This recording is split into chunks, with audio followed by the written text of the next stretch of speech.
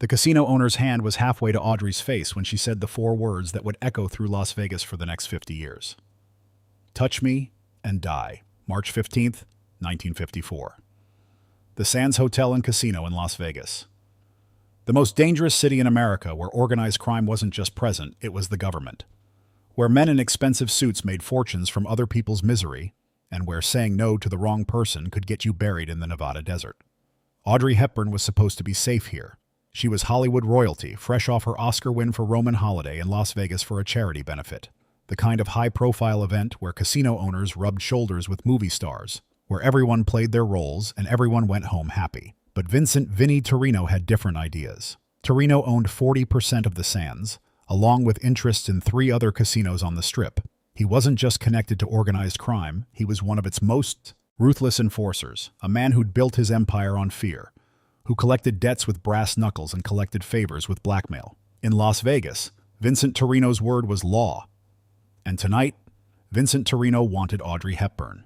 The charity gala had ended 2 hours earlier. 500 of Hollywood's biggest names had gathered to raise money for war orphans in Europe. Frank Sinatra had performed. Dean Martin had cracked jokes.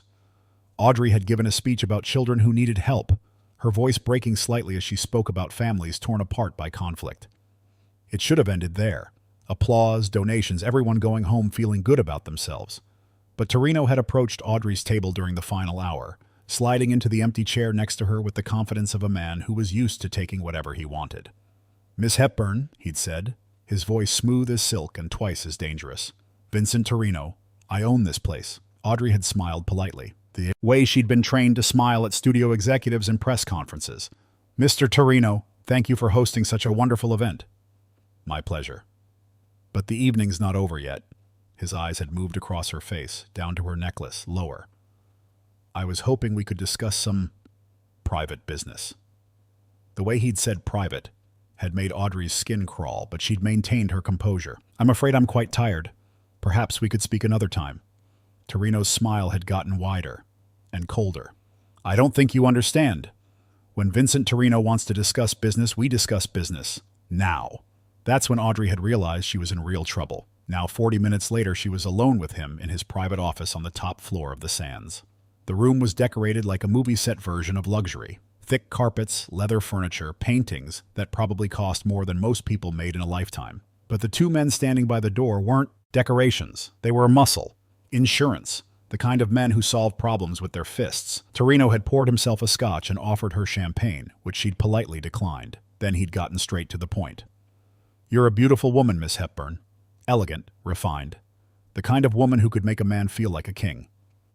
He'd moved closer as he talked, close enough that she could smell his cologne, expensive and cloying. "I'm a generous man. I take care of the people who take care of me." Subscribe for more incredible true stories from old Hollywood. "I'm not sure I understand what you're suggesting, Mr. Torrino." His laugh had been ugly. "Sure you do, sweetheart. You're not some small-town girl who doesn't know how the world works. You're in Hollywood. You know that success requires cooperation." Audrey had stood up then, moving toward the door, but the 2 men had stepped forward, blocking her path without saying a word. "Sit down," Torrino had said, and his voice had lost all pretense of charm. "We're not done talking." "I believe we are." Audrey had kept her voice steady, though her heart was racing. "I'd like to leave now." "You'll leave when I say you can leave." Torrino had moved behind his desk, opened a drawer, and pulled out a manila envelope. "You see, I know things about you, Miss Hepburn. About your time in Holland during the war. About the things you did to survive." Audrey had felt the blood drain from her face. During the Nazi occupation, she'd carried messages for the Dutch resistance. She'd danced in illegal performances to raise money for the underground. She'd done things that could be twisted, taken out of context, used to destroy her career if the wrong people found out. "I know about your mother's associations," Torrino had continued, "about the British intelligence contacts, about the money that changed hands. Very interesting reading. The kind of thing that could end up in the wrong newspapers if the right pressure was applied. Blackmail. He was blackmailing her with her own heroism during the war." "What do you want?" she'd ask quietly. "Simple. You spend some time with me, private time. We get to know each other better, and this envelope disappears forever." That's when Audrey Hepburn had shown Vincent Torrino exactly who he was dealing with. She'd walked calmly to his desk, picked up the envelope, and without breaking eye contact had torn it in half, then in quarters, then into pieces so small they fluttered to the floor like confetti. There's more, Torino had snarled, his composure finally cracking. Copies, photos, witnesses who can be bought. I'm sure there are, Audrey had said calmly. And I'm sure you'll use them, but not tonight. That's when Torino had reached for her face, intending to grab her, to force her into submission through physical intimidation. And that's when she'd said the words that stopped him cold. Touch me and die. The room had gone absolutely silent. The two enforcers had frozen. Torino's hand had stopped inches from Audrey's cheek. Everyone was staring at this delicate, elegant woman who had just threatened a man who killed people for a living. What did you say? Torino's voice was barely a whisper. Audrey had looked him directly in the eyes, her voice steady as granite. I said touch me and die. Because if you put one finger on me, Mr. Torino, you won't just be dealing with me. You'll be dealing with every person in this city who owes me a favor, every studio executive who considers me an investment, every politician who needs Hollywood's money, every federal agent who's been looking for an excuse to shut down your operation. She'd stepped closer, and impossibly, Torino had stepped back. You think you know who I am? Audrey had continued. You think I'm just some actress you can intimidate, but you're wrong. I'm Audrey Hepburn. I survived the Nazis when I was a child. I survived the Hollywood studio system when I was a teenager, and I'll survive you. Torino had tried to regain control, his voice getting louder, more threatening. You have no idea who you're talking to. I own half of this city. I can make one phone call and you'll never work again. Make your phone calls, Audrey had said simply. But first, let me make mine. She'd walked to Torino's phone, picked up the receiver, and dialed a number she knew by heart.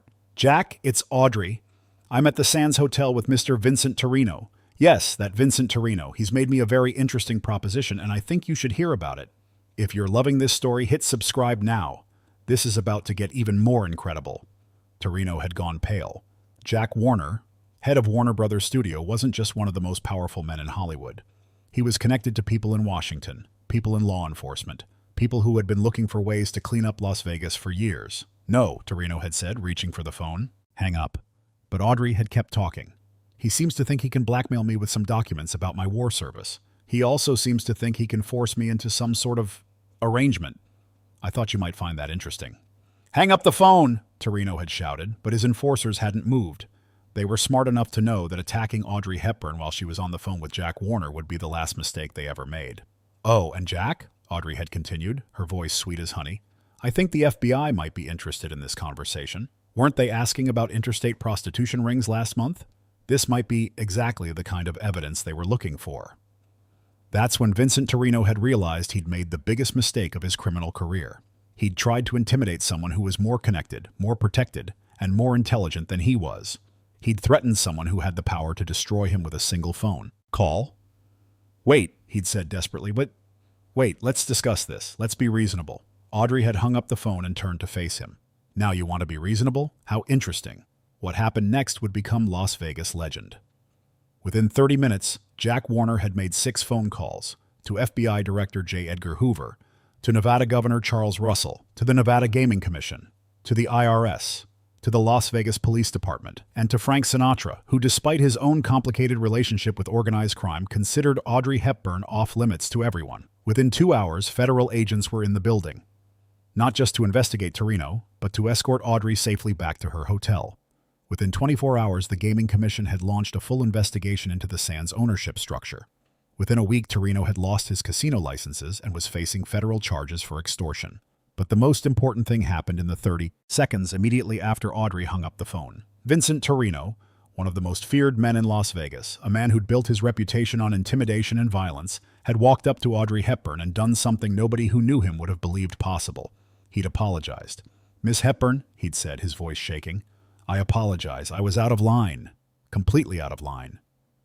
Audrey had looked at him for a long moment, this man who'd tried to destroy her reputation and force her into submission, who was now begging for forgiveness. Apology accepted, she'd said quietly. But Mr. Torrino, let me give you some advice. In the future, when a lady says no, it means no. It doesn't mean negotiate. It doesn't mean threaten. It doesn't mean blackmail. It means no. She'd walked to the door, which the enforcers had quickly opened for her.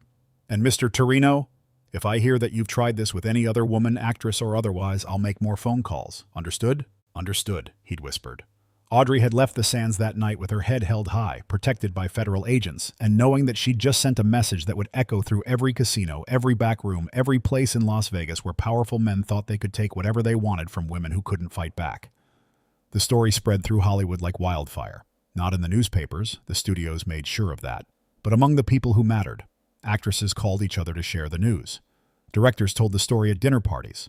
Studio executives used it as evidence that their stars were protected, that crossing them meant crossing the entire industry. But the most important impact was on Audrey herself. She'd faced down a monster and won, not through violence, not through connections alone, but through intelligence, courage, and an unshakable belief in her own worth. Years later, when women in Hollywood finally began speaking out about the predators who'd terrorized them for decades, many of them would reference that night at the sands, not as an example of what they'd endured, but as an example of what was possible when you refused to be a victim. Vincent Torrino served 18 months in federal prison for extortion. When he was released, he'd lost everything: his casinos, his reputation, his power. He spent his remaining years running a small hotel in Reno, telling anyone who'd listen about the night Audrey Hepburn destroyed his empire with 4 words in a phone call. "She was just supposed to be another pretty face," he'd say, shaking his head. "Just another actress who'd do whatever she was told. But she was steel-wrapped in silk. She was dangerous, and I was too stupid to see it until it was too late." Audrey never spoke publicly about that night.